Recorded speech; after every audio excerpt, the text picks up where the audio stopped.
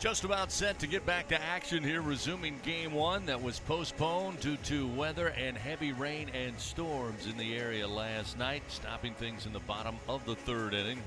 LSU at the plate, trailing Ole Miss 4-2. Ole Miss got down early to the Tigers. Dylan Cruz with his 17th home run of the season made it 2-0 in the bottom of the first. But Ole Miss would plate 4 runs on 3 hits there in the top half of the second inning. LSU able to stabilize things with Hilliard in the top of the third, not allowing any more runs, keep it a 2-run ball game. And now the Tigers with nobody out. Collier Cranford was leading off the inning. He will stand in with an 0-2 count, again going against Dylan DeLucia, the Ole Miss starter, who will resume his start here on the mound today. Before we get started, let's pause 10 seconds. Station identification. This is Fighting Tiger Baseball on the LSU Sports Radio Network.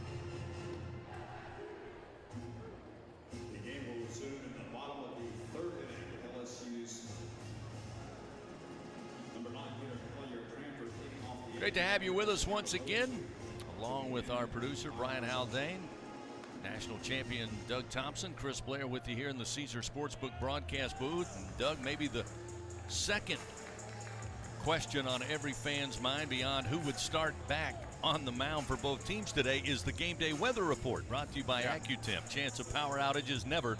Get a whole home generator from AccuTemp. Keep the power in your hands. Now, at this time last night, Let's looking just around not even say the R word. Well, okay. Just looking at it, it didn't look promising again on Saturday. But the good news is, right now, things look pretty good. We'll have some clouds passing through, but we may be able to get both games in as we are underway. First delivery from DeLucia. Fastball up in the zone. Cranford swing and miss, and there is one gone now in the bottom of the third inning. We'll go to the top of the order, and Gavin Dugas will come to the plate. It's obviously a really tough thing to do for the pitcher and the hitter there. DeLucia wins the at-bat. And, you know, the thing about DeLucia obviously being a reliever mostly, like he came into yesterday's games with 14 overall appearances, but only 5 starts. So this back-to-back thing for him with only 35, 37 pitches yesterday, not going to be that big a deal. Dugas stands in the first delivery. Fastball on the outer half makes it 0-1 to Dugas, who also was a strikeout victim last night in his first at-bat in the first inning. Yeah, I was kind of hoping to see the DeLucia that started the first inning last night when we started back up, but it looks like the guy that came out for the second and third inning with a strike on the outside corner there again at the knees right over the outer third. So Dugas behind in the count, 0-2. The pitch from DeLucia, swing and a miss. Got him to chase the slider, and quickly 2 gone on 2 strikeouts by Dylan DeLucia, who obviously got a great night's sleep and a great start to the day, because he is certainly, as Doug mentioned, looks more like the latter DeLucia last night than the early DeLucia that gave up the 2-run home run. Yeah, and you nailed it in the postgame. That relief experience really plays in this, you know, kind of unusual situation. So now we'll see Josh Pearson. He'll stand in. First pitch off speed, swing and a miss. Pearson down in the count, 0-1. Pearson got a board on a walk. Again, DeLucia gave up the walk there in the bottom of the first inning before Dylan Cruz took one deep to right center to give the Tigers a 2-0 early lead. The 0-1 misses off the outside corner, evens the count, 1 ball and 1 strike. Plenty of action, of course, last night across the SEC. Yeah. Everybody but LSU and Ole Miss able to finish their game. We'll update you on that and the schedule for today as we move along. Here's a swing and a miss. Again, off speed on the outer part of the plate. Pearson can't time it out. It's 1 ball, 2 strikes. Scary combination. He's dialed in on command and has the Tigers out on their front foot guessing a little bit. The 1-2. Off speed misses. 2 balls, 2 strikes. And you remember the comment I made in the first inning about when he was missing for that first 2 or 3 hitters yesterday, he was missing big. Bianco went out to the mound, talked him down a little bit. And right now it's the exact opposite. He's missing intentionally just off the edges. This one inside corner. He tried to get it, but home plate umpire Michael Banks says no for ball 3. DeLucia was headed towards the dugout, well, so was Dunhurst. No, all 8 players were running off the field. They all thought that one was a strike. So a full count now to Pearson. DeLucia fires, and it misses high. So for the second time, DeLucia puts Pearson aboard on a walk with 2 outs. You know what? And it's the same exact thing, which is very unfreshman-like. That high fastball, the one above the hands, especially in a 3-2 count, That's one of the toughest ones for really any hitter to lay off of, but especially those young hitters. And that's back-to-back at bats because that's the exact pitch he laid off of to draw the walk last night in the first inning. Dylan Cruz stands in last night in the bottom of the first. Similar situation. Pearson at first on a walk. Cruz with a 2-run homer. We'll see how DeLucia fares here another day. This one misses outside. Cruz stays away from the slider, and it's 1-0. Well, he fell behind 2-0, and we mentioned that inning that he's got a propensity. He's now given up 10 home runs in 50 innings of work. The 1-0. Misses inside, so he tried the outside corner, tried the inside corner. Cruz now with a 2-0 count in his favor. And he's shown Cruz both of his pitches, and it's 2-0. And last night he tried a slider, and Cruz had hit into the diamond deck. If he goes to a fastball here, let's see if Cruz adjusts and hits it into the other deck. Yeah, he did. He just let that one go. A nice pitch. You can't do much with a fastball 92 miles an hour at the knees on the black, so it's 2-1 now. Dylan will take a moment. Dig back in. Again, leads the team with 17 home runs. Also with 56 runs batted in. The 2-1. Swing and a miss. Evens a count 2-2. Yeah, probably caught him guessing a little bit, maybe looking for that slider now that he got the count even. So Cruz going to have to work late and just try to drive it to the right side of the pitcher's mound. Pearson with a short lead off first. The 2-2. Hit in the air, shallow left field. Coming in is Graham. He'll call for it. He'll have it. And the bottom of the third comes to an end. The Tigers, no runs, no hits. They leave one man on. It's still a 4-2 Ole Miss lead. The Rebels coming to the plate. It'll be Chatagnier, Dunhurst, and then top of the order, Justin Bench when we return on the LSU Sports Radio Network.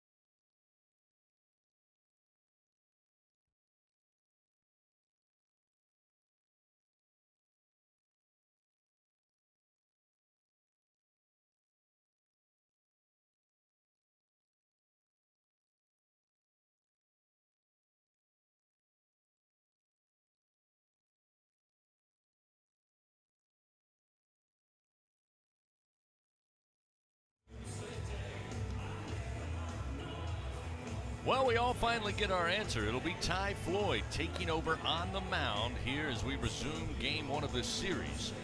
Both he and Grant Taylor fully warmed, fully ready to go. And again, we have to guesstimate that there was a last-minute decision on whether to go with Taylor first or Floyd first. They decided to go with the right-hander Ty Floyd. He will face off against Chatagnier, who got aboard, came around to score last night in that second inning as part of that 4-run inning for Ole Miss. So that's where we are, Doug. They'll hand it off to the hard-throwing right-hander who's developed and continuing to develop his secondary pitches. We'll see how he does today. First offering, Chatagnier will let this one fly by, missing outside. I think there's another clue that we see. We don't see Grant Taylor down there still with a towel around his neck staying warm, which would, make sense now that he's already loose that he would be the first in if there were early trouble for Ty Floyd. Chatagnier swings, sends one to left field, coming over. Dugas settles under it, makes the catch, one gone. Chatagnier retired. And what I'm getting at there is, Chris, I think if that would have been the plan, then we would still see him down there. But because we don't, it's probably in Jay Johnson's mind that there's still 2 ball games here after this game, and he's probably still up in the air on the starter for one of them, and I'm sure Grant Taylor is on that short list. Dunhurst stands in. He'll foul this one off, and it comes back and catches Michael Banks, the home plate umpire. This one's going to take a minute. And he is down on his knee behind the plate outside of the circle as Corey Couture, the LSU trainer, coming over to take a look at him, and he backed up and dropped immediately after that came off the bat of Dunhurst. Yeah, that's the 2 indicators you're looking for when someone gets hit by a ball. And that's all the way at the youth level. If you get hit and you're still standing up and you're grimacing and you're in pain, that's one thing. But when you see something like that, that gentleman lost his balance and immediately was going down to the ground. It looked like it might have missed the rib protector and got him right on the side there. So like I said, this is going to take a few minutes to let him get a breather, if not even bringing in another guy, depending on where that got him, because it got him good. So they're taking a look. He's still down on one knee, and again, you can watch here as he mainly talking his way through it, and now Corey taking a look at, I believe, his left arm, left wrist. He's trying to move it. He's asking him to move it. Yeah, it probably got him on that funny bone area or whatever. He's wiggling the fingers right now, so it does have to be something, maybe that shoulder or arm, but man, you can tell that hurt when it hit him. And that ball doesn't necessarily lose speed on a foul tip straight back to the catcher or toward the umpire. In fact, I would debate that it may actually gain some speed if it's hit a certain way. So that thing had some velocity on it. So Michael Banks, our home plate umpire, now again on one knee but rising up slightly, and now he gets to his feet.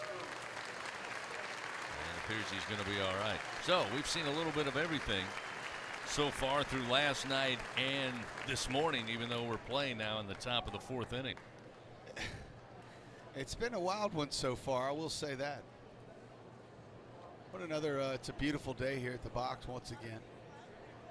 A little bit cloudy, but almost perfect weather temperature for a baseball game. 83 degrees on this Saturday.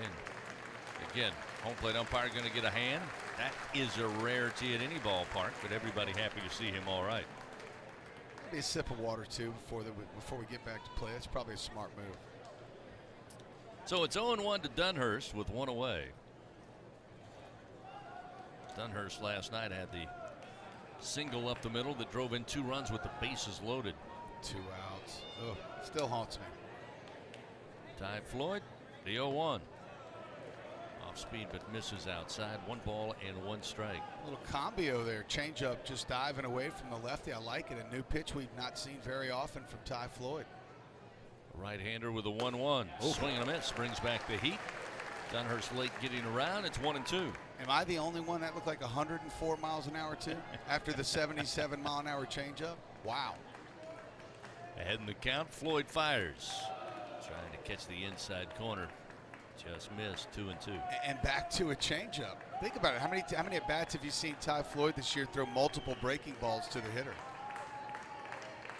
It's a good 1-2 pitch. Here's another fastball swung on, sent to center field. Dylan Cruz coming in, and he'll have it for out number 2. Dunhurst retired. It's a game changer. And you know what? His strikeout numbers may go down because, of course, when you throw more fastballs, you're going to throw more strikes and all that, but when he throws a couple off-speed pitches in there, that's what you're going to see is weak fly balls and ground balls because of that induced vertical break he has with his fastball. Justin Bench, who is the top of the order for Ole Miss, caught looking by Hilliard in the first last night. Got a board on a walk in the 2nd inning. First delivery, a breaking ball for a strike. 0-1. It's like Ty Floyd 2.0. The 0-1. Another off speed, but rides in high. 1 ball, 1 strike.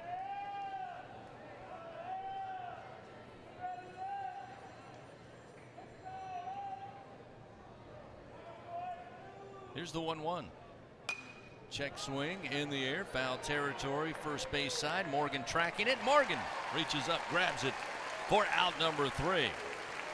So a great start for Ty Floyd as we begin back to action in game one of this series as Ole Miss retired in order. 3 up, 3 down in the top of the fourth. Rebels lead 4-2. Tigers back to the plate with Morgan, Doty, and Joe Bear when we continue on the LSU Sports Radio Network.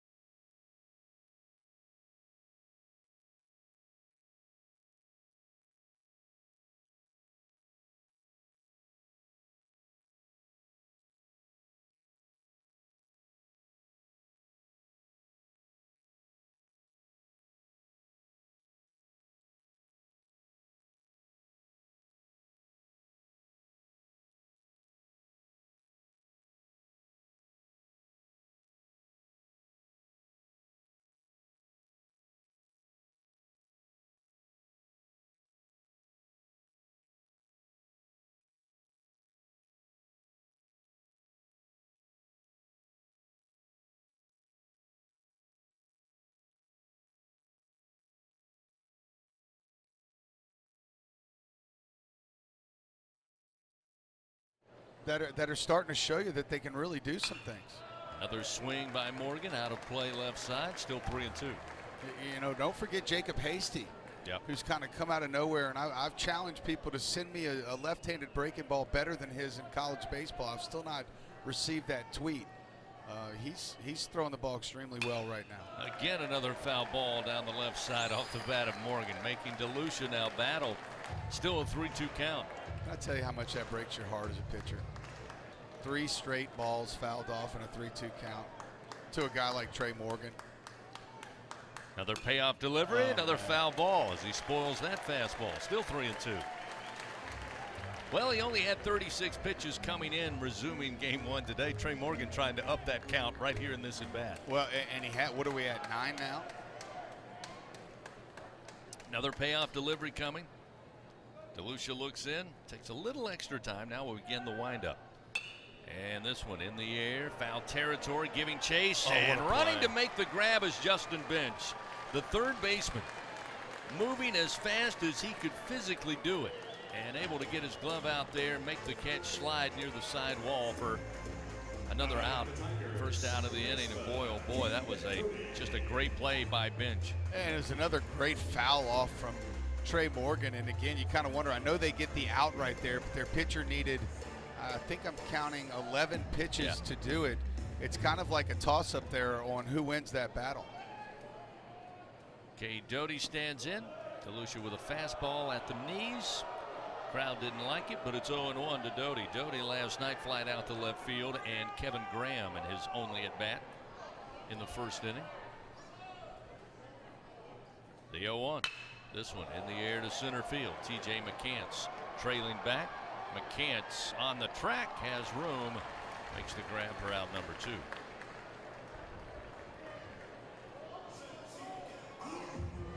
Well, the flag is in our face. If it were doing exact, and it's not hard in our face, but the wind is blowing in our face.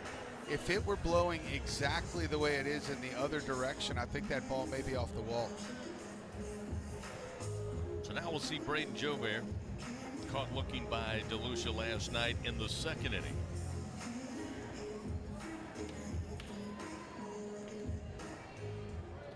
Ole Miss, one of the few teams not instilling the defensive shift against Jobert. We've seen that regularly since the Mississippi State series in Starkville.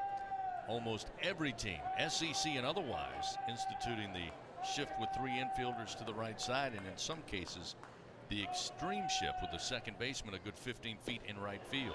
Here's a swing and a miss on the off-speed pitch from DeLucia, makes it 1-1.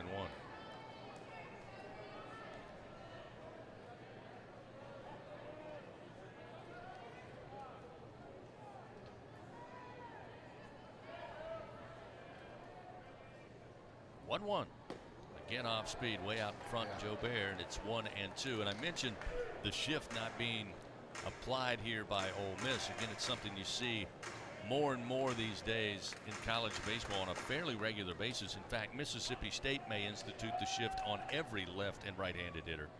They virtually did that against the Tigers. The 1-2 inside misses to make it 2-2, but I think Mike Bianco might be a little more old school. They'll use it from time to time, but it's not something they rely on every at bat. No, just knowing his mentor, he's going to use the numbers first, his gut, and of course, if the shift can help, there's a fastball high and away. And Jobert just could not catch up with it for strike number 3. That ends it for LSU here in the bottom half of the 4th inning. Again, 3 up, 3 down, nothing doing. We head to the top of the 5th. Ole Miss leading in game 1, 4-2. Back to the box after this on the LSU Sports Radio Network.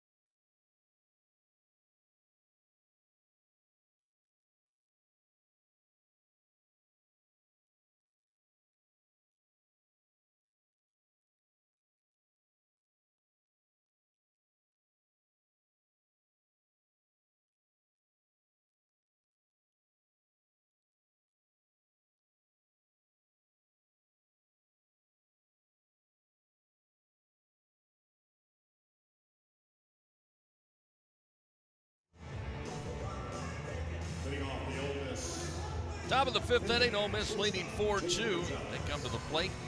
It'll be Jacob Gonzalez to start things off. He's 1 for 2, had a base hit with 2 RBI. Again, had the bases loaded last night in the second inning as the first pitch from Floyd got loose. It just did not have the grip. Threw it about 5 feet behind the left-handed hitter. It's ball 1. Well, he also threw it about 6 feet in front of the mound. That was, you could tell that one just came. I'd be a little nervous if I was a hitter. 1-0 sent back into the screen, makes it 1 ball 1 strike as Ty came back with a 94-mile-an-hour fastball. Wow. That might be the wildest pitch of the year in the SEC. The 1-1. This is outside. Yeah, you see a few of those maybe in the ceremonial first pitch, but not really in the game. That's kind of what it reminded me of, is, you know, like 50 Cent throwing the first pitch. Or Baba Booey. 2-1. The pitch swung on, lifted foul. It'll find the overhang behind us to make it 2 balls 2 strikes. And Doug, you mentioned Ole Miss. For those who maybe missed it last night, LSU leading 2-0. Tigers get 2 quick outs and then a couple of free passes. Again, 3 hits in the inning, and with bases loaded, they find two RBI singles to make it 4-2. Just absolutely took a lot of wind out of the sails for LSU as this one misses out to fill it 3-2 now to Gonzalez. 2 quick outs, then a double. Mikhail Hilliard was 1-2 and executed a 1-2 curveball, and it just bounced over McManus's shoulder. Nothing anybody could have done different, but that runner reached first base. That's a strikeout, right? That ball was fouled over by walk-ons. Yeah, that one was sent out into the parking lot for sure, and keeps it 3-2 to Gonzalez. Floyd with the wind, payoff delivery, ground ball to second. Coming over to his left, Doty fields it cleanly, throws to Morgan, 1 gone.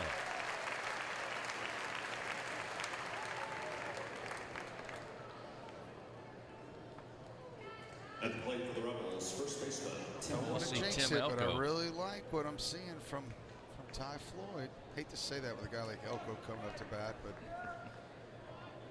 Elko last night 2 plate appearances, a strikeout and a ground out. Batting .303 coming into today. Team captain for the Rebels, multi-year team captain. Here's a swing and a miss. It's the fastball on the outer half. And Elko a little off balance trying to chase it. It's 0-1. Welcome to the Bayou. Oof, right by you there. Here's the 0-1. Breaking ball hangs up. Elko drives it deep to left field. It's into the seats, and Elko, 18th home run of the year. And Ole Miss will add to their lead. They make it 5-2. Again, the breaking ball hung up right across the plate about gut high, and Elko swatted it out of here. That's it. Blew the fastball by him. If the breaking ball would have been down another 2 inches, probably would have swung right over the top of it. So it really wasn't a terrible breaking ball. It's the one you want to throw 0-0. So he threw in the breaking ball for a strike instead of the one that you would throw more out of the strike zone there. Elko, being the guy that he is, which is the 3rd leading home run hitter in the SEC, hit a bad pitch. That'll bring Kevin Graham to the plate. Graham last night a single in the top of the 3rd. He flied out to right field in the 2nd inning. The 1-0. Little flare, but it's got enough into center field. Not a lot on it, but just enough height, just enough distance to follow up the solo home run with a base hit.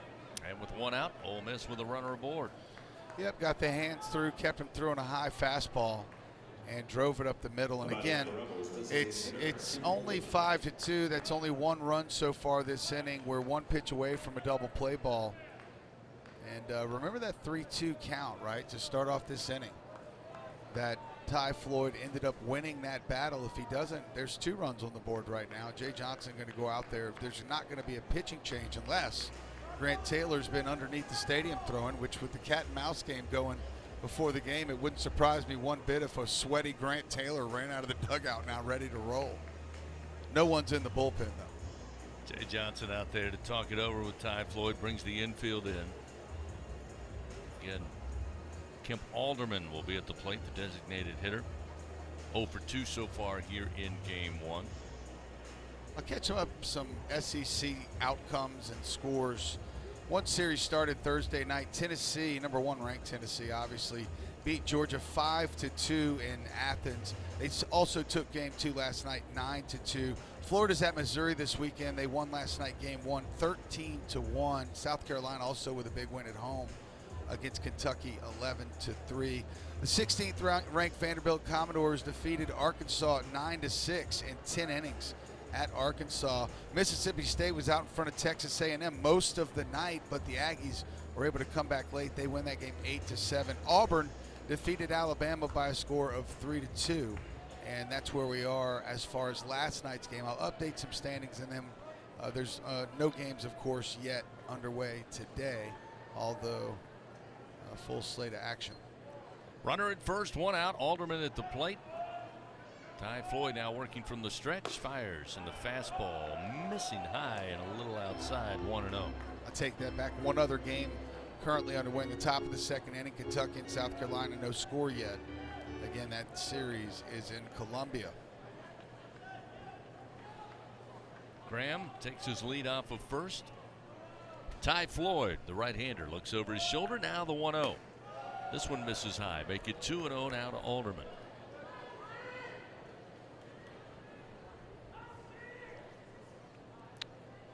Again, Floyd getting the nod to resume play today. And of course, you come into the weekend already with question marks. Jay Johnson saying wasn't sure about game 2 starter, wasn't sure about game 3 starters. The 2-0 swing and a miss makes it 2-1. Now you throw in what happens last night, Doug, not to beleaguer the point, but you don't have your one constant in Mikhail Hilliard because of the game being postponed.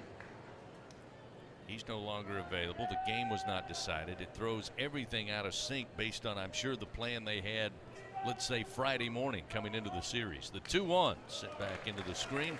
Evens the count now to Alderman, 2-2. Yeah, got to execute this pitch right now. It's a nice job to come back from a 2-0 count. Now you're 1 pitch away. It'd be a great time to throw that nice breaking ball that we've seen, but Alderman certainly trying to figure out which one he's going to see, and it really goes back to that first inning. I said earlier, it's nice to have it where you can throw 2 off-speed pitches and at bat, but with a guy with a fastball like this, you really only have to show it a couple times early. 2-2. Yep. Called strike 3. Folding 95-mile-an-hour fastball. Again on the outer half of the plate, but Alderman didn't move the bat. And a big strikeout there for out number 2. And that'll bring T.J. McCants to the plate as Ty Floyd records his first punch out. Brought to you by Super One Foods. Great quality at super low prices. McCants last night, well, you can put the blame squarely on his shoulders there in the second inning if you're a Tiger fan. He had a bloop double to left field. They had a review to see whether or not he was tagged out at second. The call was he was safe. That call stood, and that started it all for Ole Miss. First pitch, swing in the air, shallow center field. Floating back is Doty, the second baseman, and he'll have it for out number 3. So Ole Miss, they leave a man at first base. Again, they add to their lead with a solo home run by Tim Elko. It's now 5-2 Ole Miss. We head to the bottom of the 5th inning here in game 1. Tigers come to the plate. Thompson, McManus, Cranford, 7, 8, and 9 when we return on the LSU Sports Radio Network.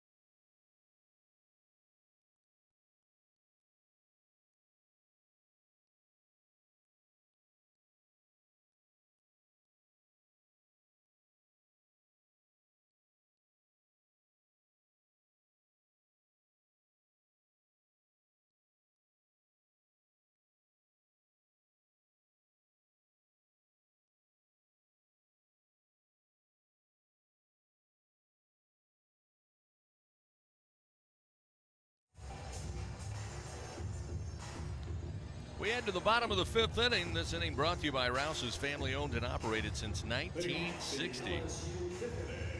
Count on Rouse's for live or boiled crawfish. Just stop by today. Sounds like a great idea. We might have time between games to run out there real quick.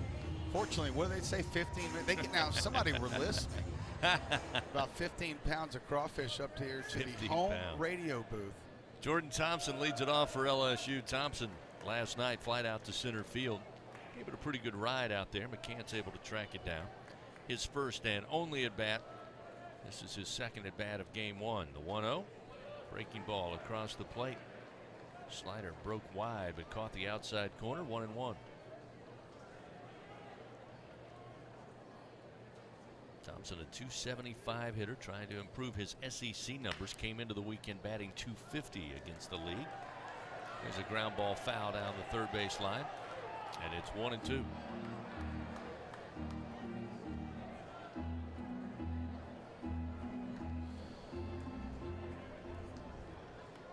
On deck, McManus, followed by Cranford. 7, 8, and 9 as the breaking ball tails away, and Thompson stays away, and it's 2-2.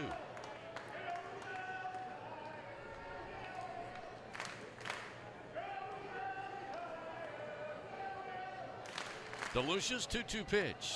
Swing and a miss. Inside full. Thompson down on strikes, and DeLucia adds to his total. That's his 7th strikeout of game 1. And it's 1 away. Here in the bottom of the 5th, we'll see McManus. Yeah, that was a pitcher's pitch. Nasty slider down and in there. Very difficult pitch to lay off of and make contact with, obviously. Pretty impressed by DeLucia after the first inning of last night. He's been pretty dang good. Tyler McManus stands in. He was caught looking by DeLucia last night as the first pitch on the outside corner. The fastball makes it 0-1. You know, not every team shares pitch counts, right? And I'm pretty sure Ole Miss is one of those teams that don't necessarily share those statistics, but I'd be willing that getting up to 80 pitches now, although he did have a complete game earlier this year, he's probably starting to get to pitch count concerns. 1 ball, 1 strike to McManus. Pitch to the right-hander, sent back foul into the screen. A Rotolo's foul ball has McManus behind in the count. 1 ball, 2 strikes. Last night talked about the tear that Tyler has been on here of late. Again, had a great weekend against Alabama. Finished with a good night against Southeastern. This one jams in, popped up behind second base. Gonzalez, the shortstop, calling for it, and he will find it for out number 2. So now 2 gone here in the bottom of the 5th inning. Yeah, and it really helped offset Jacob Berry being out of the lineup, right? And hopefully Tyler can continue to find the barrel. He's 0 for 2 so far in this game, but if you can get some good at-bats from him while Berry is still trying to get that hand back healthy, that would obviously be very well timed. Cranford stands in. He was a strikeout victim to start the game. Tough spot to be in. It was an 0-2 count when play was halted last night. DeLucia came in today, threw 1 pitch, an elevated fastball, and swing and a miss resulted in the first out of the bottom of the 3rd. So first delivery from DeLucia here, misses outside. The 1-0 pitch. There's a strike on the outside corner with that fastball, and he's done a great job of finding that outer black from about 90 to 91 miles an hour. It's 1-1 now to Cranford. Yeah, and even more importantly, he's keeping it down there around the knees. The 1-1 right there at the knees. The breaking ball across the plate to get ahead of Cranford. 1-2. Just the 19th at bat for Collier on the season. He's 2 for 18 in his previous at bats. The 1-2 pitch in the air to left field. Kevin Graham going back to the track, to the wall, leaps and pulls it down. Goes above the wall to pull it down for out number 3. Kevin Graham chased it all the way, ran out of room, went straight up, and Rod what would have been a top of the wall or home run for Cranford out to left field to end it for LSU. Well, he pulled it right off the top of the yellow stripe. Great play out there. And it looks like they're going to go under review. They're going to ask Ole Miss to come back out on the field. You know, I was kind of wondering, excuse me, we only saw 1 replay, and I don't know. I was wondering, did he pull it literally off of the yellow stripe, right? Like, I know his glove got to the yellow stripe, but I would have liked to see it again, because I almost wonder if he just simply pulled it off of the yellow stripe, which would, of course, be, I don't know, what's the rule there? We've been through that before. Here we have a really slow replay right now. What a great play. No, that's a clean catch. Looked like it hit him in the heel of the glove, and he held on to it. That's a clean catch. This one should be pretty quick. Sometimes you got to tip your hat, partner, and this is one of those times. And that'll be the final out. Again, they're under official review, brought to you by Acme Oyster House, but I cannot imagine they're going to change that call. It hit nothing but the glove of Kevin Graham, and he held on to it as he came to the ground. So the Tigers come up empty. Again, 3 up, 3 down in the bottom of the 5th. We head to the top of the 6th inning. The Tigers trailing 5-2 to Ole Miss. Back after this on the LSU Sports Radio Network.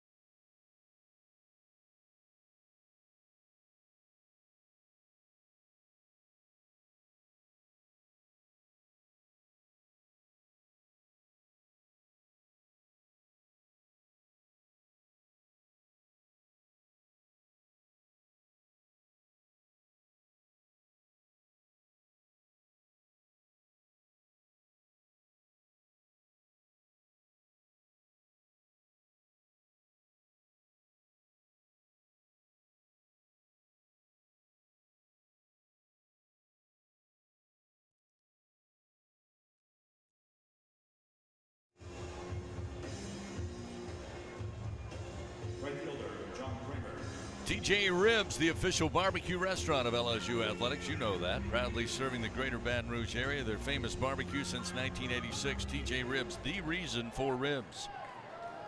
Ole Miss leading 5-2 over LSU. Resuming game 1 here on this Saturday morning. Headed towards the afternoon or high noon. First pitch from Floyd going to catch John Kramer on the arm. And the hit batter will send the leadoff man down to first base. Ty Floyd, little mixed bag here. 2 innings of work after resuming plays, giving up 2 hits, 1 a solo home run. That 1 run earned, 1 strikeout, no walks, but a hit batter now gives a free pass to Kramer, and Ole Miss. Chatagnier, second baseman, stands in. Hails from Cypress, Texas. Chatagnier aboard on a walk last night, and the second came around to score in that 4-run inning. This one fouled out of play behind us. Bertolo's foul ball makes it 0-1. Fans H&E Equipment Services, the official construction equipment partner of LSU Athletics. For all of your rental needs, call 877-700-RENT or visit herentals.com today. Runner at first, nobody out. Ole Miss leading by 3 runs, 5-2. Chatagnier, the veteran, batting .220 on the year. Floyd fires the fastball, but it misses high. 1 ball, 1 strike.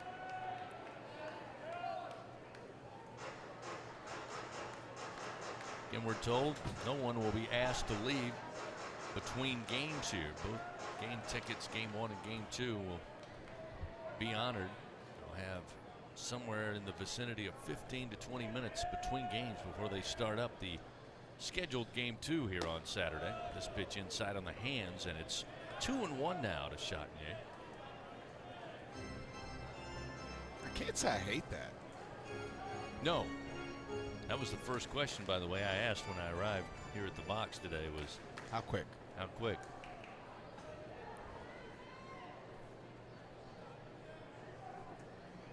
Kramer with a lead off of first base.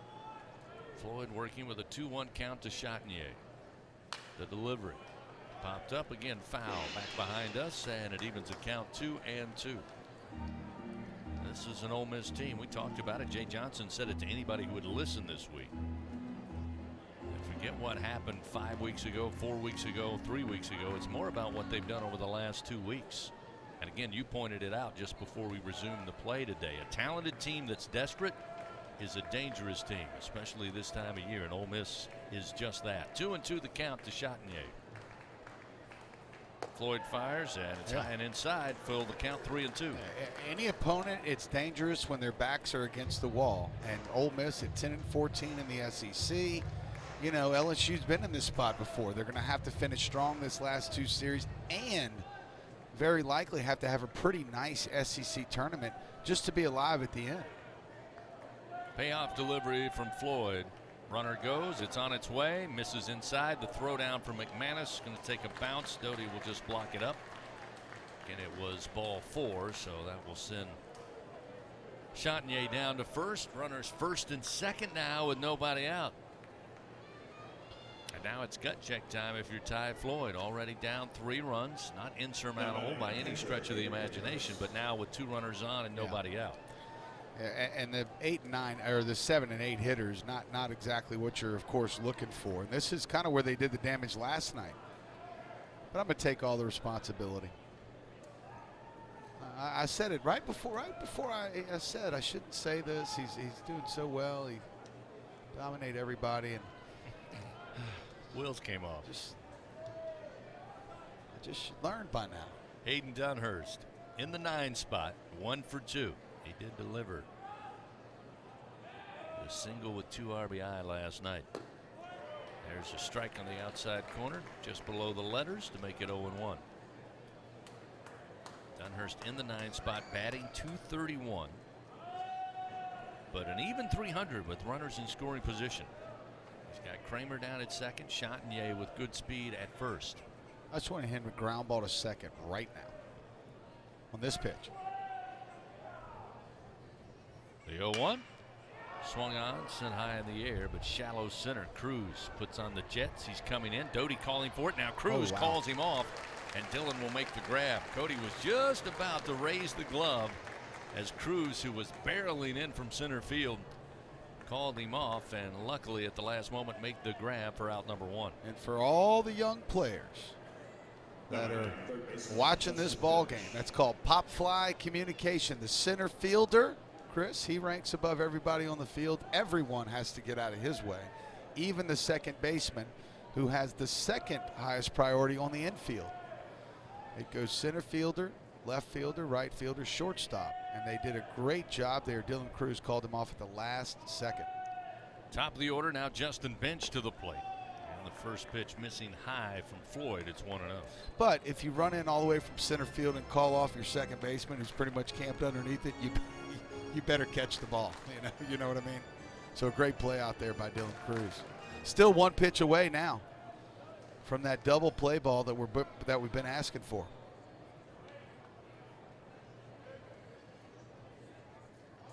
The 1-0 in the air, foul, and Morgan gives chase first base side. Can't get to it, and it evens the count 1-1. That would have been a broken bat if we were playing in a different league. Right off the cap, you can even see that Justin Bench actually going to change. I think he actually broke the bat there. Cracked it right at the end of the barrel. It's never a good feeling.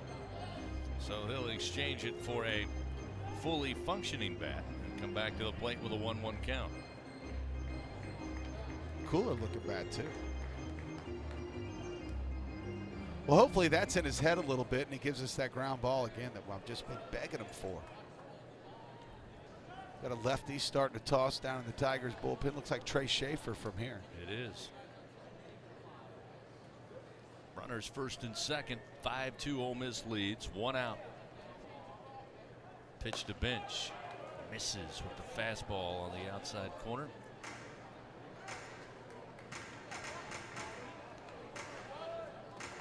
One ball. Right Kept at 2 balls, 1 strike.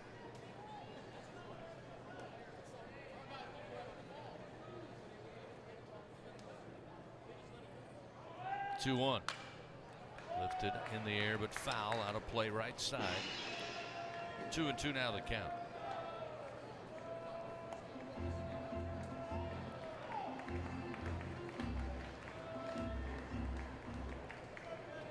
Another great opportunity for Ty Floyd here to execute a pitch and get his team in a much better position with 2 outs. 2-2. He looks back to second. Now to the plate. And again, slap foul down the line right into the seats. Still 2 balls, 2 strikes. Fans, remember, when the Tigers win, you win.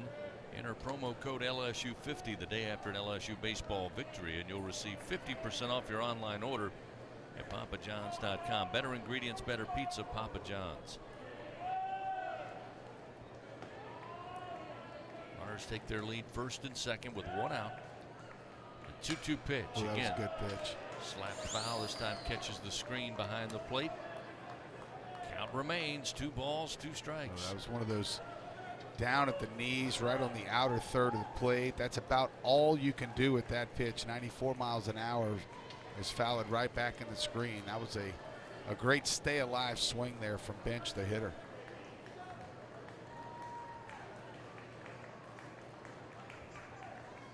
Righty on righty matchup here. Another 2-2 pitch on the way.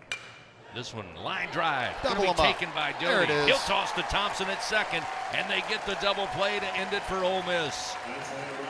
Well, you didn't get the ground ball to second, but you got the line drive to second for the double play, and the Ole Miss Rebels are done. That brings the crowd to life a little bit. Tigers now head to the bottom half of the 6th inning, still trailing 5-2, but it's the top of the order. Dugas, Pearson, and Cruz due up when we return on the LSU Sports Radio Network.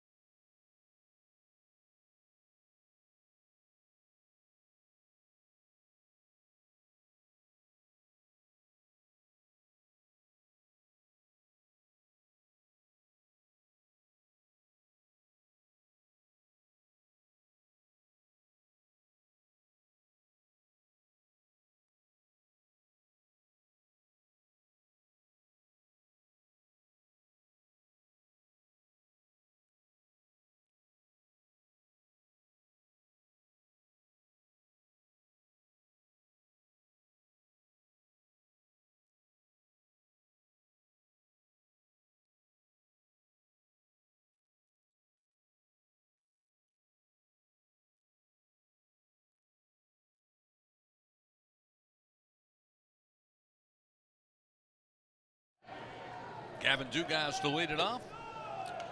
First delivery from DeLucia, who started last night, continued after resuming the action this morning. As a called strike, it's 0-1.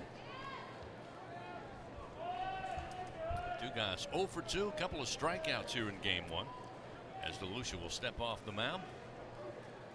Take a little time now, stand back up on the bump. The 0-1 to Dugas. Off speed, but again, keeping the pitches down. That one at the knees splits the plate, and it's 0-2. Yeah, again, DeLucia has been dialed in literally since the 2nd inning last night. The 0-2 pitch. Off speed, misses high. 1 ball, 2 strikes. Of course, that must sound weird for people just getting in the car, not knowing what's going on. What do you mean last night? Long game. The 1-2.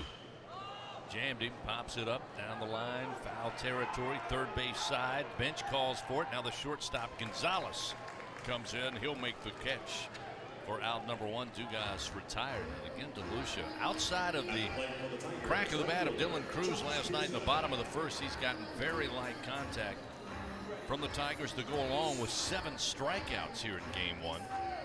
The Tigers still trying to figure it out, put some pressure on this Ole Miss defense. As now we'll see Josh Pearson. Yeah, he's retired 15 of the last 17 batters he's faced. Pitch to Pearson. Off speed, but comes in high above the letters. 1-0. Pearson last night aboard on a walk. After they started again today, also aboard on a walk. Came around to score last night in that 2-run homer by Cruz. The 1-0. Strike again at the knees, and it's 1-1. Yeah, we need him to stop pitching like this as soon as possible. He's up to 90 pitches now, and we start to see some people move around in that Ole Miss bullpen, which might be the best news of the day. Here's the 1-1 to Pearson. That one too low. Ball 2. You know, think this kid's a freshman. Dylan DeLucia. Nope, excuse me. He's a junior. First year at Ole Miss. 2-1. Swing and just off the end of the bat, comes up empty. It's 2-2. Yeah, no, I knew I saw freshman somewhere. Here on the starting lineup, it says DeLucia's a freshman. This guy right here, this page we get every day. Yeah, that was a little typo there. Yeah, they just noticed it was his first year at Ole Miss. That's all. 2-2. Strike on the inside corner. Pearson a little surprised, but too good a pitch to put that in the hands of the umpire. And that'll be the 8th strikeout for DeLucia here in game 1, second out of the inning. Well, the Tigers, again, you talked about it, 15 of the last 17, now 16 of the last 18. It's been 3 up, 3 down since we resumed play, again, except for the walk. Yeah, the walk in the 3rd inning, that's just about it.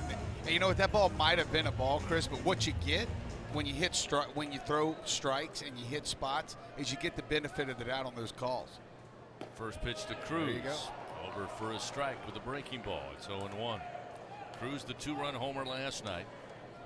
Flied out to left field earlier this morning in the 3rd inning. Yeah, unfortunately, can only hit a 1-run home run this time. This is low. 1 ball, 1 strike. Opportunities starting to dwindle for this Tiger offense. The 1-1. Breaking ball to swing and a miss.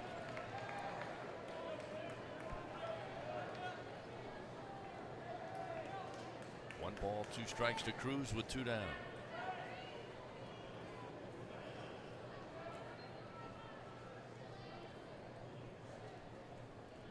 The 1-2 pitch. Same pitch. This time Dylan stays away on the slider. It's 2-2.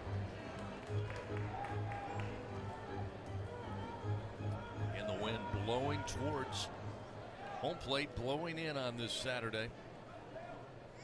2-2. Hit high in the air to left field, but coming in now is Graham. Going back is Gonzalez, the shortstop, and Gonzalez playing fairly into shallow left, able to make the catch for the final out. So the Tigers again, 3 up, 3 down in the bottom half of the 6th inning. We go to the 7th here in game 1. Ole Miss in control. They lead 5-2 on the LSU Sports Radio Network.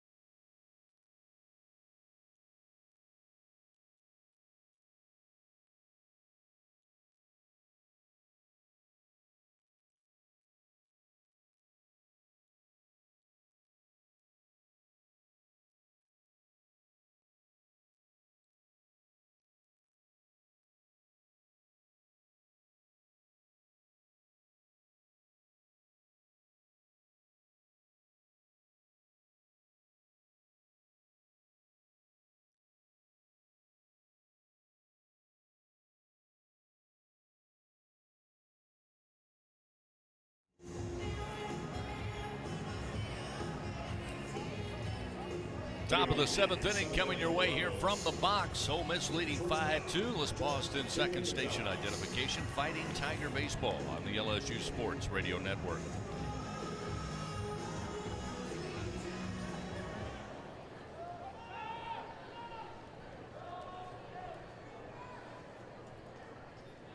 Jacob Gonzalez will lead it off, the shortstop for Ole Miss, as Ty Floyd offers the first pitch. High fastball. It's 1-0. And Ty Floyd called upon after the game starts after being postponed from last night. This one misses low and inside to make it 2-0 to Gonzalez. You get the sense, kind of knew it without having to say it, Doug, coming into this game, that Ty Floyd, whoever would be called upon, would. This one's lifted in the air, foul. Big. Stay in play. Trey Morgan going over near the side wall, but it will get into the seats down the first base line to make it 2-1. Whoever got the quote-unquote honor to resume on the mound here in Game 1 was going to have to go some distance, because as you pointed out, you've got this game, you've got a full game coming up, and then a deciding, possibly, hopefully, Game 3 coming up tomorrow. So again, Ty Floyd, this is going to be his battle for some time, unless it just gets way out of whack. Well, this one off speed, misses outside, make it 3-1. You need him to throw strikes first, so I don't want to say any more until the end of this at bat. The 3-1 to the left-handed hitter is a swing and a miss, and that will fill the count 3-2. And the real reason, Chris, that I was pulling for that double play is because I think Ty Floyd and the LSU team, for that matter, to have success down the home stretch, if this kid can, I'll let the pitch go first. In the air, center field, Dylan Cruz having to give chase. This one back there as Cruz gets 1 foot on the track and able to get to it for out number 1. A deep ride off the bat of Gonzalez, but results in the first out of the inning. Such a big out for Ty Floyd there in that 3-2 count. But to finish my thoughts, he's up to 49 pitches now.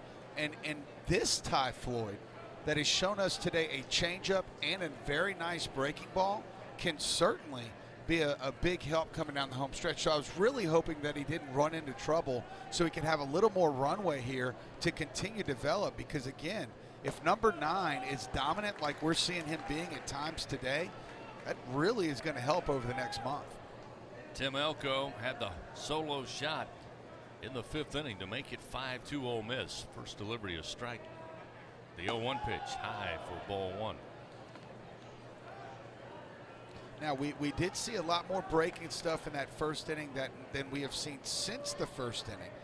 And in that first inning of work to start off the bottom of the 3rd, he was simply dominant. That one's fouled back at the screen. He gets ahead now, 1-2. I believe it was the 4th inning, actually, with the check swing foul out to Trey Morgan at first base. He was absolutely dominant in that frame. 1 ball, 2 strikes. The pitch to Elko. Slaps at this one, fouls it. Little up and out, but he goes after it. Still foul, 1-2. Yeah, I never really like trying to get those high fastballs by the big guys, just because if they do happen to get their barrel on it, that's a tough pitch. But I like the down and away breaking ball right here from Elko. Floyd, the 1-2 pitch. Again, misses high. Evens the count 2-2. McManus had it drop out of the mitt, but finds it, throws it back to Floyd. 2 balls, 2 strikes. And as we mentioned, DeLucia, who really has been dialed in outside of the first inning last night. They do have a couple of folks in the bullpen throwing catch at the moment for Ole Miss. He's up to right at 100 pitches now. 2-2 from Floyd. Laced to center field. Cruz having to come in, dives for it, and he will have it. That one dropped quickly in the air to center. You could tell Dylan Cruz thought, okay, I can make a play on this, and at the very last moment, gravity pulls the ball down, and Dylan Cruz just has to give it up, diving towards the infield. Never an easy play. One of the more difficult plays for an outfielder to make. And that ball landed in the mid when his mitt was about 8 inches away from the turf. And you can ask any outfielder that's ever played the game, the toughest ball is the one right at you off the bat where you can't really tell how hard the ball was hit. What a great play by Dylan Cruz as Ty Floyd misses to Kevin Graham, up and away to go 1-0. 2 down here in the top of the 7th. Pitch to Graham, who had a base hit to follow Elko's solo home run in his last at bat. In fact, he's now 2 for 3 on the day. 1-1. Pitch from Floyd. On speed. Just got a piece. Will fall behind. Will Graham now 1-2. Until you've got them full with that breaking ball when they swing at it at the top of where it's going to break and not where it ends up being. The 1-2 pitch. See ya. That one misses inside. Fastball right at the knees, but 2-2 the count. The catcher was set up way off the outside corner. I think that would have been one of those weird ones you see in minor leagues where the home plate umpire calls them out, because with the automated strike zone, I think that got through there. This one misses outside. They appeal down to third, but Graham did not go around. So it's a full count now with 2 outs.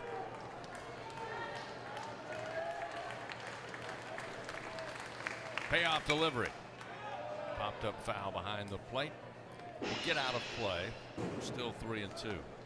Mentioned Trey Schaefer, left-handers, now up on the bump. Catcher not down yet. But he is certainly working. From Biloxi, Mississippi. Yep. Another payoff pitch. Oh, come on. This is ball 4. Give Graham credit to stay away from that one, but boy, Ty thought he had it. A little frustrated as he'll walk behind the mound. Now we'll face Alderman with 2 outs and a runner on. Trying to build up that momentum and get Ole Miss back out on the field, and the Tigers back into the dugout. Just didn't happen. Now Tyler McManus going to come out and visit here. And now let's see Jay Johnson taking some notes, writing some notes. He's up on the top step. Let's see if he joins them in just a few moments. I'll tell you, I'd be a little surprised to see the move to the left-handed Schaefer here to face Alderman, the right-handed hitter. It would make more sense to me for Schaefer to face McCants. That visit right there from McManus was certainly to give Schaefer more time to be ready for McCants, who's on deck. But without a visit, Ty Floyd will battle it out against the right-handed hitting Kemp Alderman. Swing and a foul back into the screen. 0-1.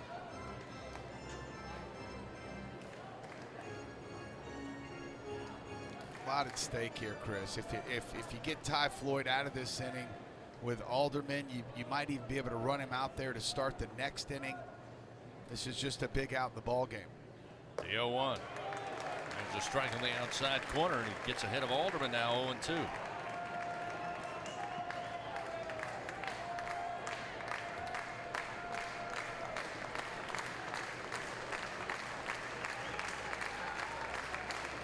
Runner at first, 2 down.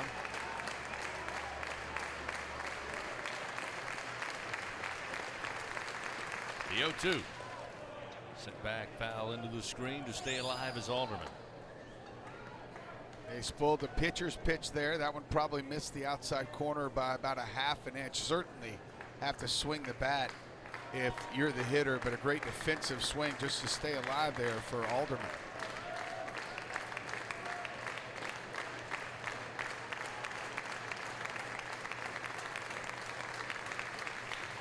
The 0-2 misses for ball 1.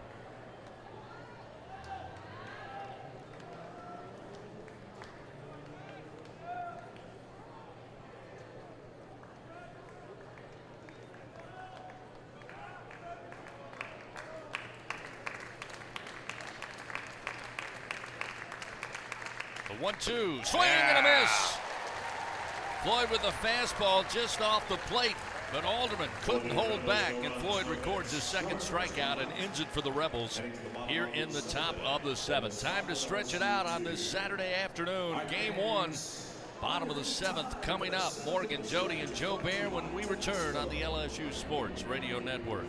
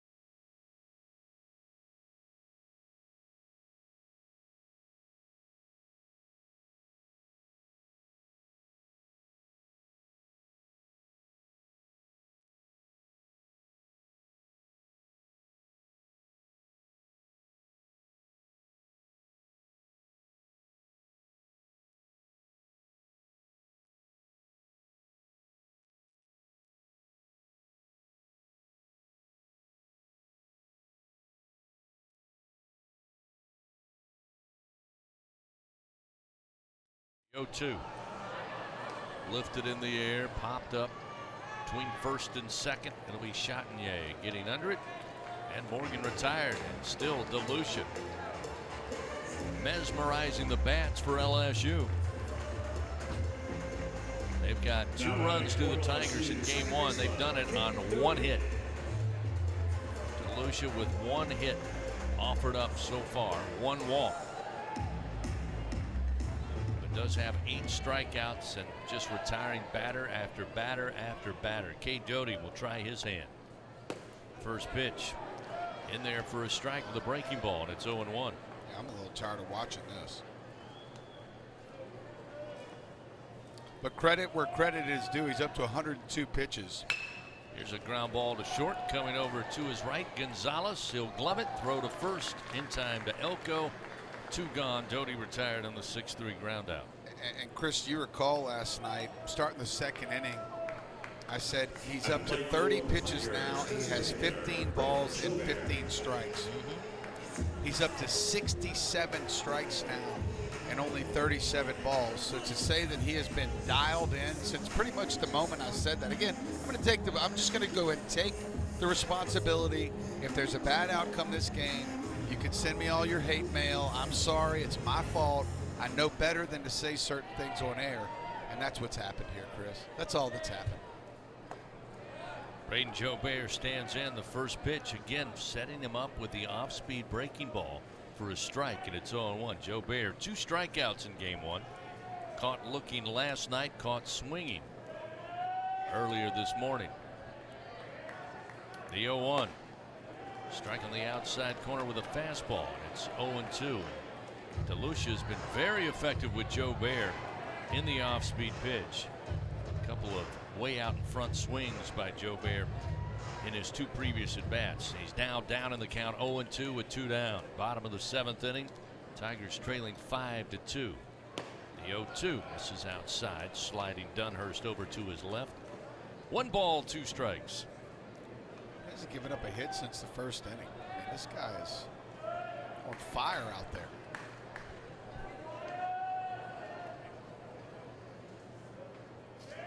The 1-2, swing and a miss. Again, off speed and on the hands. Jobert down on strikes for the 3rd time in this game. And the Tigers again go very quietly in the bottom of the 7th. 3 up, 3 down. Top of the 8th, time running out. LSU trailing 5-2 to Ole Miss. Rebels to the plate when we return on the LSU Sports Radio Network.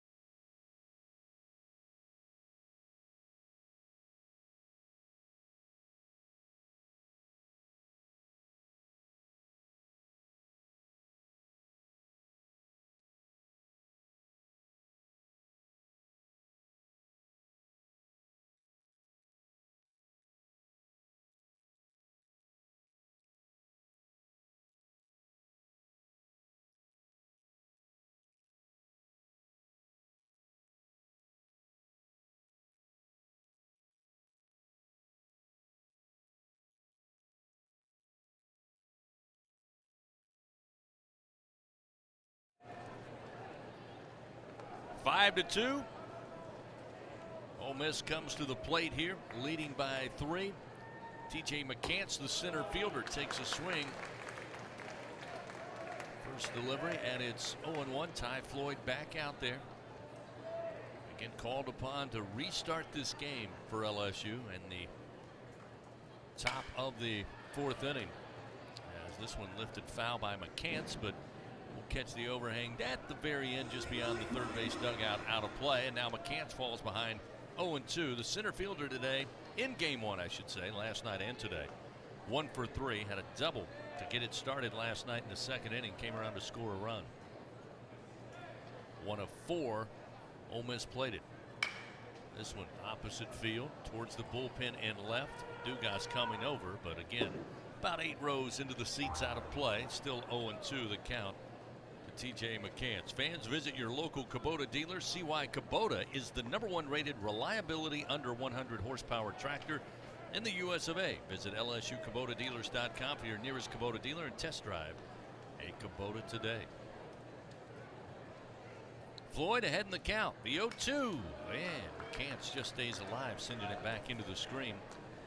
And a foul ball. Still no balls, 2 strikes. And Floyd being able to get Kemp Alderman to strike out there to finalize that 7th inning. I think that was really big, again, to save the arms, because if not, I think we'd have seen Schaefer come in to face TJ McCants. The 0-2 high and outside. 1 ball, 2 strikes now to McCants. Kramer on deck. Chatinier waiting in the wings for Ole Miss. Again, the Rebels 5 runs, 6 hits. LSU 2 runs on 1 hit. That 1 hit came in the bottom of the 1st inning last night. The 1-2 misses high. 2-2 the count. Yeah, and if you're wondering at home, how well has Ty Floyd pitched today? Well, how about 4 innings, 2 hits, 1 earned run. He has 2 walks and 2 strikeouts. McCants, the left-hander, awaits, and the 2-2 from Floyd. Swing and a miss. That time the fastball right by him. McCants down on strikes. 3rd strikeout for Ty Floyd, and 1 out here in the top half of the 8th inning. At the plate for the Rebels, right fielder John Kramer. Yeah, I'm not so sure 5 weeks ago when Ty Floyd wasn't throwing as many breaking pitches if he's able to sneak that fastball by McCants, but lots of things open up now that he's shown the ability to do that. First pitch to John Kramer misses high. Kramer in the 7th spot, 0 for 2 this game. Did get a board hit by a pitch in the 6th, and it was also Kramer last night who struck out but made it to first safely on a wild pitch in that 2nd inning that really got things unraveled for LSU. Would have been the 3rd out. Yep. There would have been no more damage done. Not the way it turned out, as this one's fouled down the line into the seats and left. It's 1-1 to Kramer. Yeah, that may end up be the toughest part of this whole thing to swallow at the end of the day. 1-1. Hammered line drive into the seats. Look out. Knocked down by a fan. And he grabs it on the 1 hop, but he did protect his neighbors, so good job there. That guy's an athlete. He's able to knock it down. I think he tried to use his hat. Classic LSU hat to he went with he had the time and wherewithal, and then he gave it to a kid. Hey. Somebody go give that guy a Whataburger deal or something. Here's the 2-2 as it misses high. Kramer now with an even count. Tossed it. Now you saw that? Gave it to a kid sitting down there. That's how you're supposed to do it. Hero of the day. With 1 out, the 2-2 to Kramer. And it misses outside. Not by much, but enough to fill the count 3-2. By the way, Brandon Johnson, the right-hander, maybe who we see in the bottom of the 8th. He's in the bullpen for Ole Miss. Pop fly just beyond the 2nd base. And again, Dylan Cruz, the captain, makes the call and the grab for out number 2. Now we do, well, I speak too soon. We do have 2 throwing down in the bullpen, including the aforementioned Brandon Johnson. Yeah, they're both down there, and one of them's going to have to enter the game here at some point. He's up over around 110 pitches. By the way, Ty Floyd's now up to 80 pitches. Ty's had to battle in a number of full counts here today. Yeah, he has, but as far as the last month goes, I mean, this is far more than he has thrown and well over a month. Fouled off the bat of Chatinier into the screen, and it's 0-1 with 2 down. So a righty and a lefty. The left-hander for Ole Miss, Jackson Kimbrell. Again, Brandon Johnson, the right-hander. 0-1 misses outside and high. 1 ball, 1 strike Deschatinier, who's 0 for 1, has reached base twice. Got a walk in the second inning, came around to score last night. A walk and left stranded in the 6th frame today. The 1-1. This is high from Floyd. 2-1.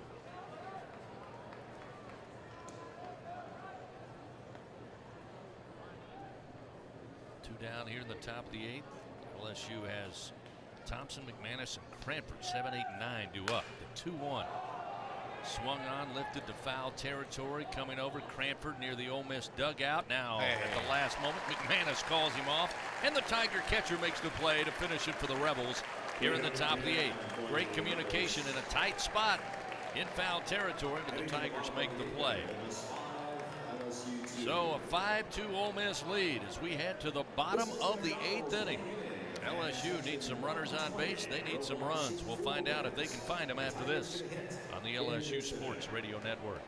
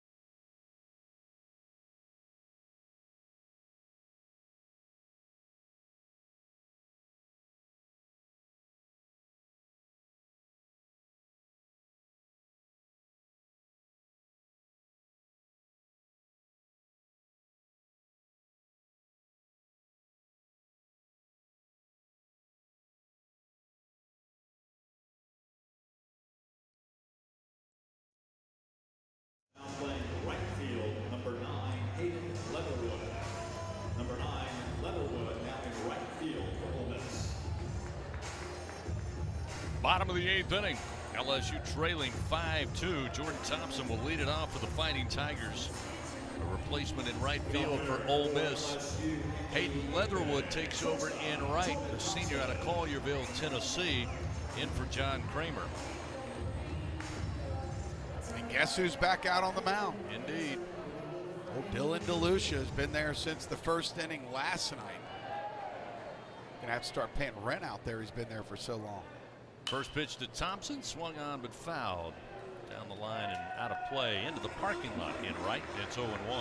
And this is going to be pitch number 110, which again, a little break there in between. He threw 30-something last night, but nowadays, Mike Bianco is going to have to worry about Child Protective Services calling to his office on Monday. You never see this anymore where a kid gets a little leash and gets to go out there and really extend his pitch count. That one misses just low and away. But think about it. How many times over the last several years have we sent 110 pitches up there on the board? Well, to your point, I mean, talking to David Kellum, longtime voice of the Rebels, he said after the game, even with 36 pitches last night, as the 1-1 from Thompson, driven but foul. This one to the parking lot, down the line in left to make it 1-2. Even Kellum told me, he said, hey, look, the truth is we're not sure in this day and age if DeLucia can come back. He made the point that as a reliever the majority of this year that he probably has a chance to, but I think that plays more into the way the game and the way pitchers are handled here in the modern era. This one breaking ball down and away, make it 2-2 now to Thompson. So yeah, tip of a cap to DeLucia. And to Mike Bianco and his staff for letting him go out there, because you know what you look for? You look for that ball to start elevating. And that has not happened yet with DeLucia. He is not missing up in the zone very much. Again, down there around the knees, just misses off the outside corner. And how big would a leadoff walk for the Tigers be here in the bottom of the 8th? DeLucia 9 strikeouts, giving up 2 walks today. Again, just 1 hit. last night and today for LSU in game one. Payoff pitch.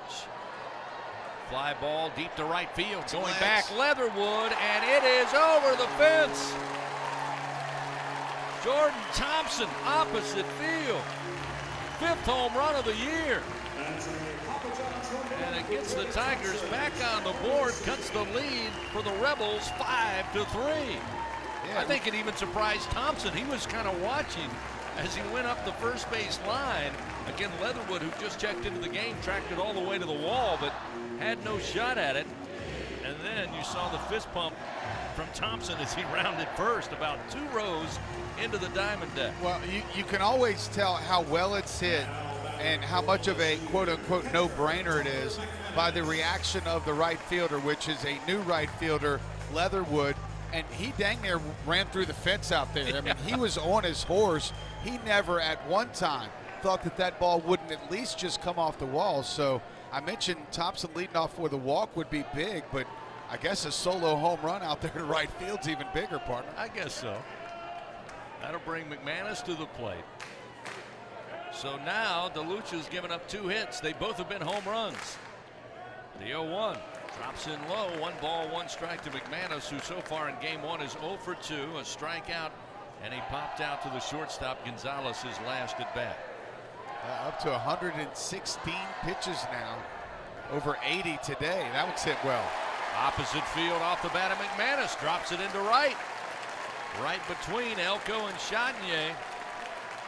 So the Tigers follow up the solo home run from Thompson with a base hit to right for McManus, his first hit of the series. Now LSU starting to get to DeLucia. Now here comes Mike Bianco, the slow walk out to the mound. And thank you, Mr. DeLucia. It was nice. We enjoyed it. You pitched great. The crowd should stand up and give this young man a standing ovation, but I am not at all heartbroken to watch him walk off this field. 117 pitches for this young man, 75 strikes, 42 balls, and again, when he had 30 pitches last night, he had thrown 15 for a ball. So, man, he really reached down deep and gave the Rebels a solid 7 innings of no-run baseball. So the Rebels make a pitching change. Powered by Sunshine, your hometown John Deere dealer in Louisiana. And in fact, the LSU fans do give a hand to Dylan DeLucia. His team still leads 5-3. We're in the bottom of the 8th inning. The Tigers have played in 1 run. They've got a runner at first, nobody out. And a pinch hitter, Josh Stevenson, will pick up the bat. He'll come in, be at the plate next when we return on the LSU Sports Radio Network.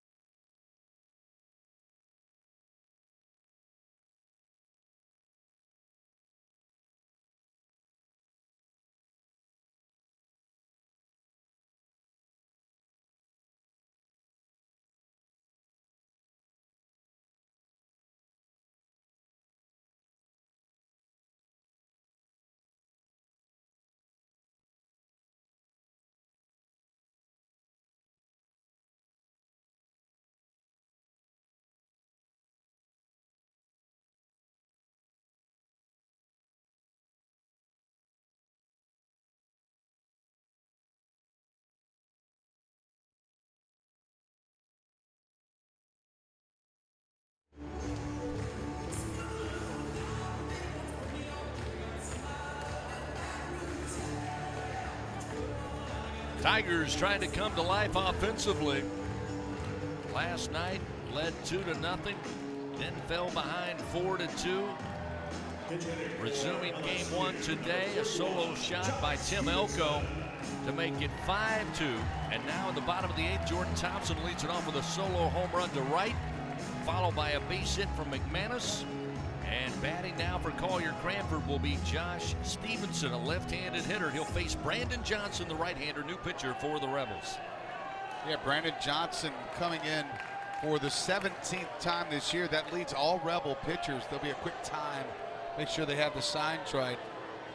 Chris, I'm going to try to read these stats, which we know they're a little bit blurry here for the Rebels. It looks like he has a 4.50 ERA. Coming into the game, he's 1-3. He's got 6 saves. It looks like, I'm guessing he's got 30 innings pitched, 22 hits, 15 earned runs. He has 47 strikeouts and 16 walks. Look for a big strikeout pitch here. There it is, 95 miles an hour with the heater. 0-1 the count to Stevenson, batting for the 50th time on the season. The freshman became the everyday left fielder till the injury and return, actually the injury of Jacob Berry and the return of Gavin Dugas off of injury, as this pitch misses high and outside. Another fastball, this time 96. It's 1-1. Stevenson, of course, plenty of at-bats this season, an average of 224. He's got McManus down at first base as the Tigers trying to start a rally late here in the bottom of the 8th inning. The 1-1, swing and a miss. That time Johnson able to get it by him. It's 1-2. The question automatically arises now, Doug. Did the Rebels ride Dylan DeLucia too long? We'll have to wait and find out if that's the case. But he did pitch well until giving up that home run to Thompson, and then followed by the base hit to McManus. He had been almost untouchable since they resumed action today. The 1-2, low and away to Stevenson. And it evens a count, 2 balls, 2 strikes. Steady diet of fastballs here from Johnson, the right-hander. I can answer that question. There's no way you pull that kid out of the game, even after the home run, when he still has a 2-run lead. It was inevitable. It was coming anyway because of the pitch count. But no, I mean, I think they pulled him at the perfect time, and that kid just went out there and left it all on the field today. The 2-2, and swung on, fouled out of play. Keeps the count 2-2. For Josh Stevenson. And you mentioned, Chris, Steve-O's got some at-bats this year, a decent number, 49 of them, in fact, but none quite like this. The game started last night. Hey, Steve-O, grab a bat. Now we're in the 8th inning, and by the way, this guy's going to be pumping in there in the mid-90s. So do your best for us with a pat on the butt, and that's about all he's got. So if he can find a way on here, it's going to be short of a miracle. Breaking ball fouled off as Johnson tried to dial it back. Stevenson fights it off. Still 2 balls, 2 strikes. Sometimes it's not a whole lot of fun to be the guy, the lefty on the bench, to come in to face the righty late in the game, because especially as you excel at baseball, that righty usually throws it in there somewhere in the mid to high 90s, maybe 100 miles an hour. 2-2, swing and a foul. Just to stay alive, dropped out of the mid of Dunhurst, who almost held on, but Steve-O will get a chance to swing again with a 2-2 count. Again, Thompson led off with a home run to right field. McManus would follow. A bloop single into right. He's down at first base. 2-2 count to Stevenson. Johnson fires. Wow. Misses high and outside with a very selective eye for Stevenson. Fills the count 3-2. This kid just has an incredible ability as a freshman to really slow the game down. How many times have we seen, I don't care what happens in this at bat, he's already fouled off 3 pitches over 95 miles an hour with 2 strikes and forced a 3-2 pitch. Payoff delivery. Wow. Spoils this fastball at 95. Back into the screen. Foul. Still 3-2. So impressive. Johnson so requests impressive a new baseball. And such a bright spot in the future of LSU baseball. The Stevenson name is starting to have a ring around the box. Stevenson at the plate. Gavin Dugas on deck for the Tigers here. Nobody out. 5-3 Ole Miss leads. They've gone to the bullpen now with Brandon Johnson. McManus short lead off first. Another payoff pitch to the plate. Hit in the air to center field. McCants having to go back just shy of the track. Straightaway center. He will track it down for out number 1. McManus will be back to first. What was that, a 10-pitch at bat coming off the bench, and you hit one 400 feet into the teeth of the wind. Again, what more can you really ask for from the freshman Stevenson? That'll bring Dugas to the plate now. Pearson will be on deck. Gavin today, and in game one total, 0 for 3, couple of strikeouts, fouled out, foul territory. There's the first pitch strike from Johnson, off speed, and it's 0-1. It's almost not fair. Dugas is sitting in the on-deck circle. He's looking out at the scoreboard, sees 95 plus for 10 straight pitches, then gets an 81-mile-an-hour slider to start it off. Make that 2 in a row. Yep, breaking ball over for a strike, and it's 0-2. We ever talked about how hard baseball is? Such a hard game to play. A lot of variables. The 0-2. Watch out. Missing high. That time goes back to the heater. 1-2.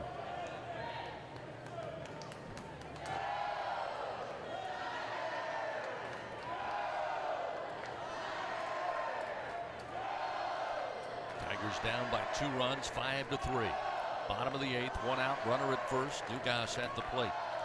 Now Gavin calls for time. He was waiting for Michael Banks to give it to him. He did not. He had his hand right in his face. Eventually, Brandon Johnson stepped off the rubber, and that gave Dugas a little time. He'll dig back in now. I really like that. I mean, the pitcher wasn't even set yet. He might not have seen him, though. The 1-2. Swing and a miss. Chased it high. The fastball up in the zone. Johnson records the strikeout. 2 gone now. And Josh Pearson called upon, the freshman right-hander. Try to extend this inning, keep it going after cutting the lead 5-3. Well, right now, you know, this is the kid you're kind of hoping's up at bat. Of course, Dylan Cruz would be great as well, but Josh Pearson, you know, the reason he's in this lineup, not necessarily because of his ability to hit for power or average, but Jay Johnson just really likes that every at bat the kid gives you a quality at bat, and that's what the Tigers need right here. Johnson misses high and outside, off speed. 1-0 to Pearson. Again, I go back to Jay Johnson telling me Sunday in Tuscaloosa, right now our job offensively is to get as many runners on with Dylan Cruz coming to the plate. Pearson trying to do just that. As the 1-0 called strike at the letters surprises Josh a little bit. He looks back into the dugout. 1-1. That's the silent way to say you're not really sure if that was a strike. You know, off-speed pitch. Really not the one you want to swing at 1-0 anyway. 1 ball, 1 strike. Johnson fires, and the fastball misses low and away. Johnson upset with himself. It's now 2-1. Again, Johnson is a strike thrower. 48 strikeouts and only 16 walks on the season. 2-1 the count to Pearson. Johnson to the plate. Swing and a miss. 95 on the gun. Pearson unable to find it. It's a 2-2 count.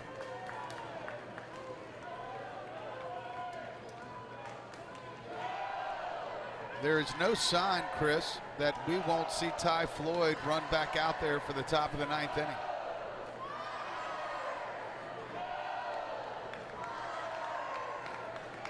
Two balls, 2 strikes, 2 outs, runner at first. The pitch, swing and a miss. Johnson comes in, does the job after LSU gets the home run to cut it 5-3. They call upon Brandon Johnson. He comes away with 2 strikeouts to end it for LSU in the bottom of the 8th inning. It's a 2-run lead for the Rebels. We head to the top of the 9th here in game 1.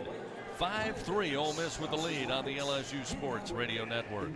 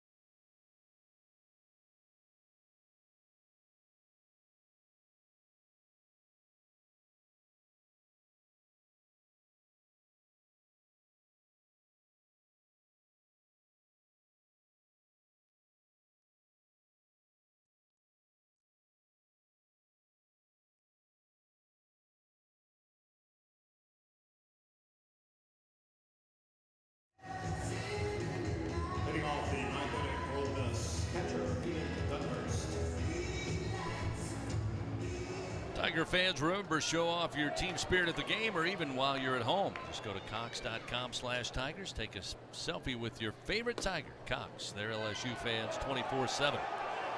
Hayden Dunhurst will lead it off for the Rebels here in the top of the 9th inning. They lead the Tigers 5-3. Ty Floyd back out there once again here for the top of the 9th. First pitch missing to Dunhurst. Second delivery on the 1-0 is fouled way out of play right side. 1 ball and 1 strike to Dunhurst. Again, who drove in 2 runs with a single last night before play was stopped in the 2nd inning. Stands in. 1 ball, 1 strike. He's 1 for 3 so far in game 1. Ropes this one in the air, right center field. Coming over, Pearson. He'll make the play for out number 1. 1 retired here in the top of the 9th inning. To the top of the order for the Rebels now, Justin Bench. Defensive changes. Josh Stevenson, who came in to pinch hit for Collier Cranford, now takes over in left, and Drew Bianco will move to third base in place of Cranford defensively. Ty Floyd has now retired 10 of the last 12 batters he's faced. Bench 0 for 3. Takes a swing and a miss. 0-1 to count. Caught looking last night in the first to Mikhail Hilliard. Earned a walk in the 2nd inning last night. Then today popped up in foul territory first base side to Morgan in the 4th and hit into a line drive double play to Cade Doty in the 6th inning. Pops this one up back behind us, and Floyd ahead in the count 0-2. LSU will have Dylan Cruz, Trey Morgan, Cade Doty due up in the bottom of the 9th, trying to keep it a 5-3 game, give themselves a chance in the bottom frame. The 0-2 swung on, fouled out of play. Bench stays alive, still behind in the count. No balls, 2 strikes. Yeah, I mean, if you're LSU, you can't ask for much more than those 3 coming up, and it's going to be big for Ty Floyd here to finish strong and to get the Tigers back in the dugout as quickly as possible. The 0-2 in the air to right field. Pearson going back. Pearson at the track, and as he slams into the wall, holds on for out number 2. Never took his eye off of it. Just waited to run into the wall and does so. Makes a great play out and right to record the out. You know, regardless of the outcome of this game, as unusual as things were, right, with the rain out last night, Ty Floyd has done an incredible job for LSU this weekend and going out there and eating up all these outs. No doubt. Facing Gonzalez now. The pitch to the left-hander. Strike on the inside corner, knee high, and it's 0-1. Yeah, he certainly has.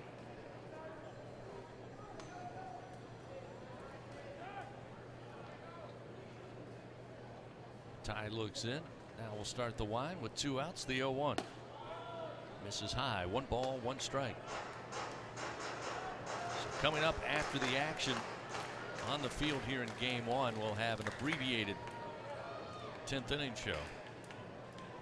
Leading you up to first pitch scheduled 2:02 Central for game 2 of this series. Jamsey pops it up, shallow right center field. Cruz coming in. Pearson coming in, but Cruz will make the grab for out number 3. So Ty Floyd retires the Rebels in order here in the top of the 9th inning. Last chance for LSU here in game 1. They trail by 2 runs, 5-3.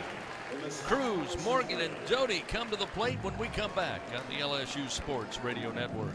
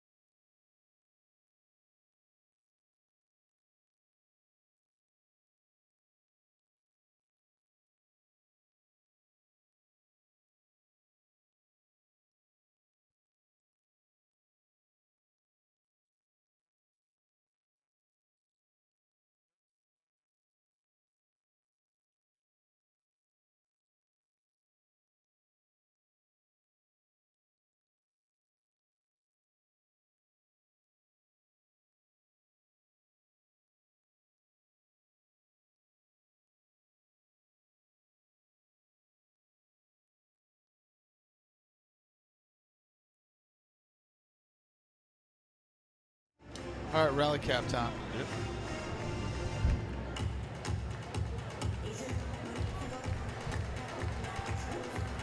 Finding healthcare shouldn't require extra innings, fans. That's why Our Lady of the Lake makes it convenient to fit care into your busy schedule. Learn more at olrmc.com/video visits.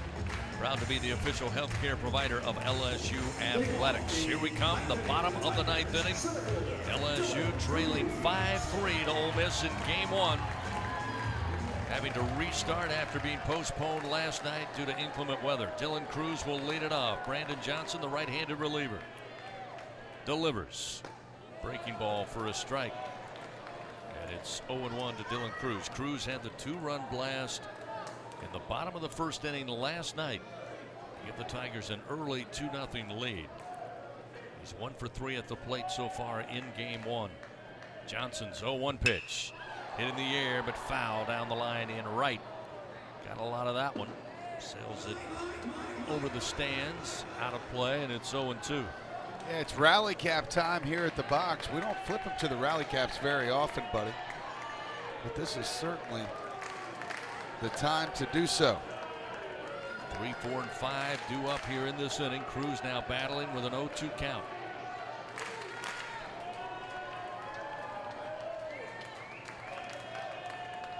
Johnson's 0-2. Breaking ball high and inside, 1-2.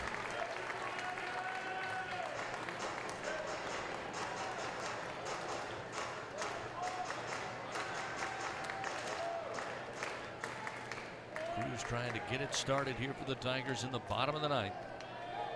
Only 3 hits by the Tigers in this game. Fastball misses inside. Evens the count, 2 balls, 2 strikes. Thought that made it 3-2.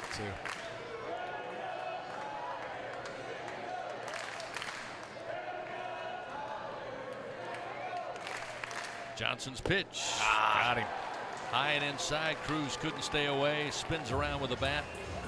Johnson records another big strikeout, his 2nd in a row in relief, or 3rd in a row in relief, and there's 1 down. Now up to Trey Morgan to try to get it started. And Jay Johnson going to call for time, bring Trey over and talk it over with he and Kate Doty on the on-deck circle. Yeah, I don't mind Dylan Cruz striking out, of course, right? Strikeouts are part of the game, but you hate to see that check swing. That's like, that's like leaving the 1-foot putt short. I mean, at least you'd like to see a guy like that take the full cut right there, because you never know what's going to happen when the ball hits that dude's barrel. Great pitch, though, by Johnson, the Rebels pitcher. So now Trey gets his instructions. He'll make his way to the plate here. 1 out, bottom of the ninth. That was the 11th strikeout of the game for Tiger hitters. Morgan 0 for 3 here in game one. First pitch from Johnson. Low and away, ball 1. Game 2 of this series will start no sooner than 2:02 Central Time, the original starting time coming into the weekend. As Morgan lifts one down the line in left, but this ball is going to end up foul. 1 ball, 1 strike.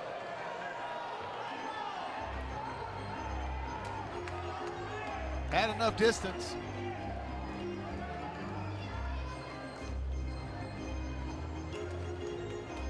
So Trey will come back, pick up the bat with a 1-1 count.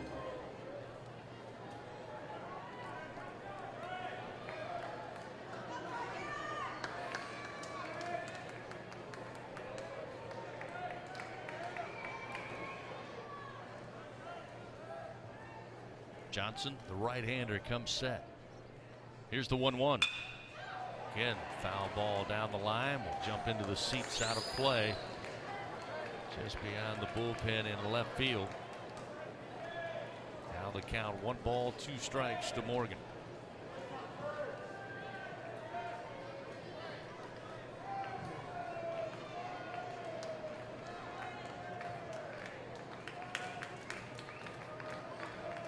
Infield playing straight up to the left-handed hitter with a 1-2 count. The pitch. Cold strike 3 on the outside corner. Trey Morgan A little surprised by it. Jay Johnson not happy. He's going to come out, and now being warned by Michael Banks, the home plate umpires. Jay Johnson did not like that call at all. Yeah, but he's going to get rung. You can't argue balls and strikes. Trey Morgan, he was actually trying to retract whatever he said after the strike 3 call. You actually saw him say to the umpire, "That's my bad, it's on me." But look, ball or strike with 2 strikes in this situation, you've got to at least swing the bat and try to get a piece of it to stay alive. It was certainly a pitcher's pitch, and if it missed, we're talking about by a half an inch or so. So it's not like the ball was in the other strike zone, or in the other batter's box, I should say. So now with 2 down in the bottom of the 9th, Cade Doty going to be asked to get something started here. The first pitch from Johnson, a called strike, and it's 0-1.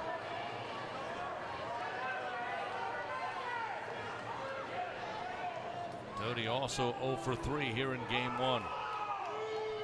Johnson's 0-1 pitch. Missed somewhere, not sure where, with a breaking ball, and it's 1-1. It doesn't sound like the Tiger faithful feel real sorry for the home plate umpire. How bad his elbow still hurts from that foul ball earlier, huh? Forgot all about that. Oh, they don't remember that anymore. 1-1. There we go. Fastball misses low. Make it 2-1 to Doty. Now Ole Miss is chirping from their dugout. He can't win for losing. 2 outs, bottom of the 9th. Ole Miss leading 5-3. Johnson, 2-1 pitch. In the air to right field, coming over. Leatherwood settles under it. He'll have it. And Ole Miss takes game 1 of this series. And the Boo Birds come out. But the Tigers fall to the Rebels in game 1, extended from Friday to Saturday due to weather. Tigers with the loss fall to 33-16. 14-11 in SEC play for Ole Miss. They moved to 28-19, now 11-14 in conference play. That'll wrap up game 1. Finally, now we set our sights on game 2 coming up in just over an hour here at Alex Box Stadium. Final again, Ole Miss 5, LSU 3. Your Fighting Tiger 10th inning show coming up on the LSU Sports